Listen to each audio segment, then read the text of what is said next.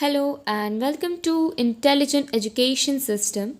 Today we are going to study Chapter 6 Introduction to Bengal School of Painting for class 12 and in this chapter we'll divide it into two parts and now I am releasing the first part introduction, and after that we will study origin and development of the painting of the Bengal school.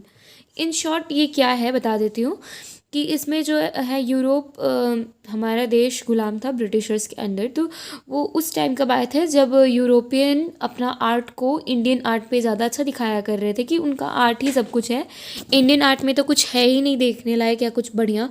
तो उस time हमारे दो तीन painters बाहर आए, Raja Ravi Varma, Abanindranath Tagore, and उन्होंने ये prove किया कि ऐसा बात नहीं है, हमारे इंडियन पेंटिंग्स में भी बहुत सारी खूबियाँ हैं और उसको एक नया फॉर्म दिया गया है। तभी से ही मॉडर्न आर्ट भी शुरू हुआ है। इसके बाद से ही जो अभी तक हम पेंटिंग करते आ रहे हैं उसे मॉडर्न आर्ट की कैटेगरी में ही रखा गया है। तो चलिए स्टार्ट करते हैं। Long colonial empire harmed a lot to the Indian paintings and pledge relating to that. जो हम बता ही रहे हैं कि ब्रिटिशर्स जो इंडिया में रूल किए थे तो वो हमारे पूरे इंडियन कल्चर्स को पूरा बर्बाद कर दिए, बहुत सारा हार्म किए हैं। European painters and cities thought there will being even in exposing their art and their specialities. European ये सोचते थे कि उन्हीं का पेंट और आर्ट ही सबसे बढ़िया है, इंडिया पेंटिंग में तो कुछ है ही नहीं, जैसा बता दिया गया है। For the Indian painters cause to give the believe that there were no excellence quality in traditional art developed in India. In fact Indians भी ये सोचने लगे थे कि हमारे इंडियन पेंटिंग्स में ट्रेडिशनली जो पहले पेंट किया जाता था उसमें कुछ ऐसा है ही नहीं बढ़िया। In the beginning of 20th century, many young Indians who were in favor of English language and European lifestyle unreasonably for their selfishness were not only supporting the mispublicity being done by the English but also seemed evaluating of any success of European standard or parameters. जो Britishers का support करते थे वो तो ब्लाइंडलेसली ये जो गलत publicity हो रहा था, गलत फैल रहा था बात, उसको भी वो लोग सपोर्ट कर रहे थे, जो कि नहीं करना चाहिए था। बहुत सारे इंडियन जो यूरोपियन लाइफस्टाइल को भी पसंद करते थे और ब्रिटिशर्स के जो रूल थे उसमें ऐसा नहीं था कि सिर्फ ब्रिटिशर्स ही थे, बहुत सारे इंडियंस का भी हाथ था उसमें। तो वही बताया गया, उन्हीं के बारे में भी बोला गया है। Even the rulers and feudal chiefmen of small states seemed not only praising the European culture but also feeling themselves glorified in adopting and assimilating that, and whenever and wherever would be possible, especially in front of British rulers, started to understand their glory in insulting of Indian culture and traditional values and to avoid them. वो Indians इतना मतलब European lifestyle को अच्छा मानने लगे कि वो Indian culture को इंडियन पीपल के सामने ही बुराई कर रहे थे और ब्रिटिश कल्चर या यूरोपियन कल्चर को बोल रहे थे कि वो ही बहुत बढ़िया है।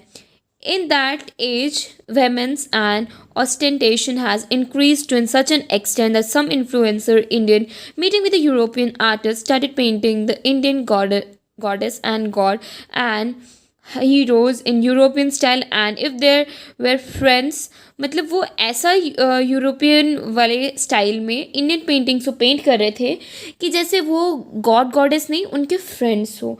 और वहमेंट का मतलब है बहुत स्ट्रॉन्ग फीलिंग, वो अपना इंडियंस दिखा रहे थे कि वो जो यूरोपियन को फॉलो कर रहे थे कि इंडियन में तो कुछ है ही नहीं। तो और जो है ऑस्टेंटेशन का मीनिंग होता है अपना डिज़ायर को दिखाना कि ये ऐसा ही है, पेंटिंग्स ऐसा ही बनना चाहिए। लॉर्ड कृष्णा एंड शिवा का जिसको हम आगे देखने वाले हैं, sometime they painted Lord Shiva wearing European cloth and sometime showed Lord Krishna driving a फेटन।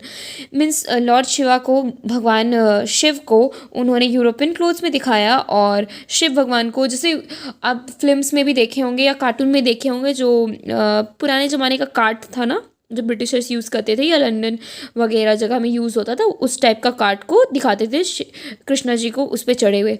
They were of opinion that there was nothing specific in Indian works of the art of the painting and sculpture accept sexuality or libidinous erotism and exciting emotions. Indian painting में कुछ बढ़िया था ही नहीं, वो लोग ये भी मानते थे, जो कि बिल्कुल गलत था. इन दो circumstances of being in distress, बहुत लोग डिस्ट्रेस हो गए थे जो कि इंडियन आर्ट को प्रेज करते थे, तारीफ करते थे, बट देखिए कुछ इंडियन से उसको सपोर्ट नहीं कर रहे थे, वो ब्रिटिशर्स को सपोर्ट कर रहे थे, यूरोपियन को सपोर्ट कर रहे थे, तो उसमें सब लोग बहुत जन डिस्ट्रेस हुए. तब राजा रवि वर्मा और अवनींद्र नाथ टैगोर अपने एफर्ट से इंडियन आर्ट को ग्लोरीफाई किए और उसी में कुछ एलिमेंट्स ऐड करके उसको ही बहुत इंटरेस्टिंग बना दिए और दिखा दिए कि हम यूरोपियन कल्चर से लिबरेट हैं, आज़ाद हैं, हम अपनी कल्चर को ही बहुत अच्छा मानते हैं. Thank you for watching the video. If like the video please like share and subscribe to my channel. Thank you.